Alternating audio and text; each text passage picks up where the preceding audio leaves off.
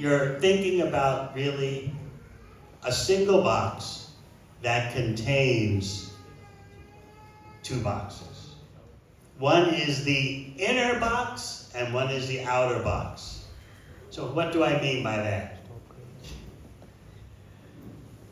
Success can be measured in terms of external accomplishments, what the media would write up about you. Just like if the media would, sometimes they write up about me, first thing they go to is, Yale graduate. So many presidents of the USA, CEOs come from Yale, topmost lawyers and judges. How is it that you decided to take up the life that you're doing now? So they just see the outer box. When they write up about one of my brothers, the Toyota brothers, all right, okay, Harvard Law, CAO, Chief Administrative Officer of Toyota, how is it that you achieve these successes? They don't see inside the heart. They don't see inside the mind. They just see the external wrapping. So that's the outer box of success. Maybe that's all you're focused on. But no. Even though you may not realize it, you are concerned about the inner box of success. How you feel. Are you happy? Are you satisfied? Do you understand what is life and the meaning of life? Sometimes you allow yourself to think about these things. That's the inner box of success. So for some people, the inner box is very big, and for others, the inner box is very small. Just like, for example, just to show you how the situation can change. My generation of university students, surveys reveal, thought in this way. 70% of them thought the number one goal in life is to find the meaning of life. And 30% thought the number one goal is to make the money.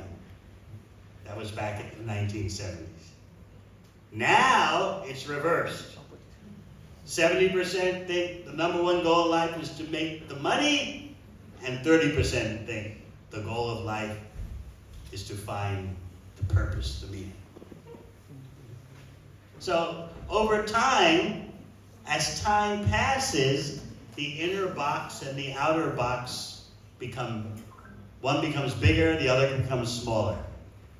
So what is it for you? Only you can answer that question. What's most important for you? The outer achievements, the things the media will write about you?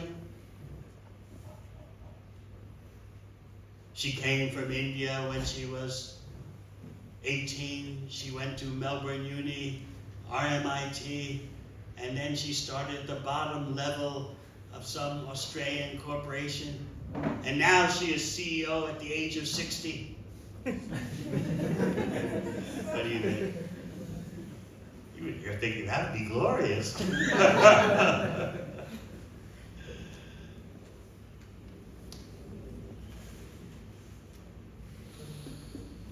What will be in your outer box of success?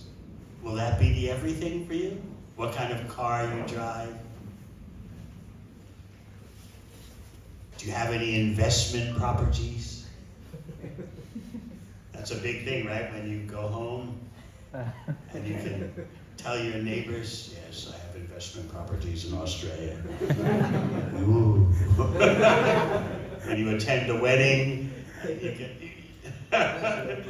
you can show your accomplishments. People look at you.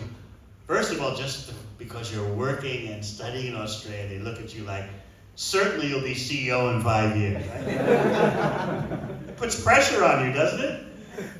You can't be a failure. There's no room for failure. You don't let them know about it. You don't tell them. If you failed an English test, you never tell anyone.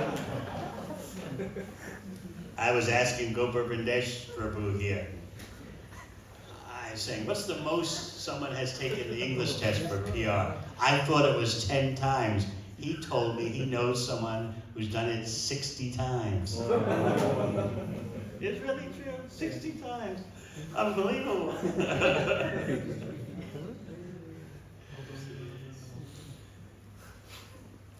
So when you go home, people expect of you, your family, your friends, they expect that you've made it big time. They just think that automatically.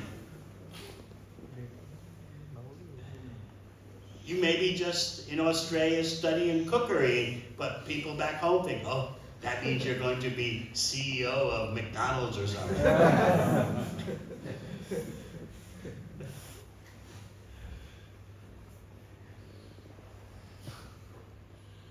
So this outer box of success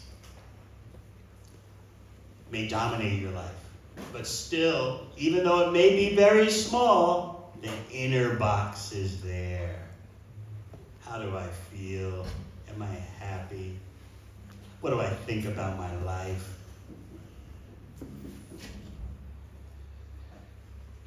Today we're going to try and convince you that by paying attention to the inner box of success, that's the best way for external success, because it'll be sustainable success, not burnout success for you and your children.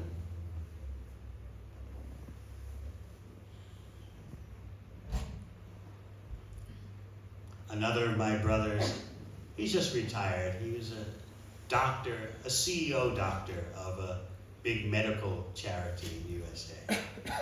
And I remember one day, out of just spontaneously, he just started looking at me and crying, and he was saying, the routine, I can't take it. How did you avoid it?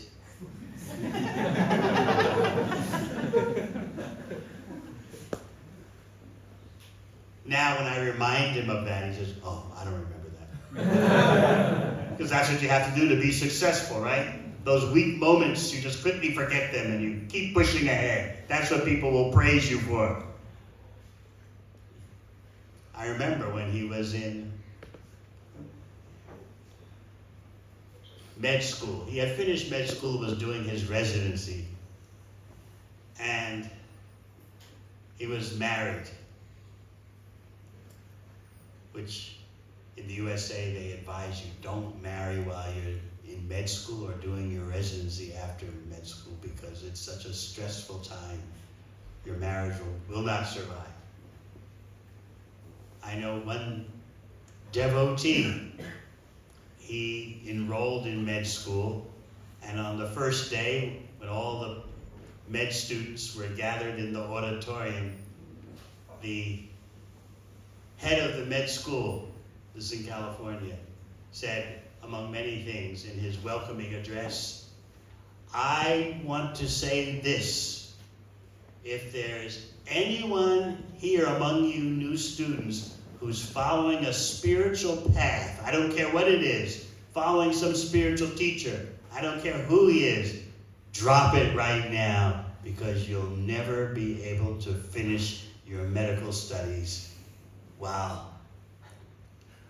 having a so-called spiritual lifestyle. He actually said that.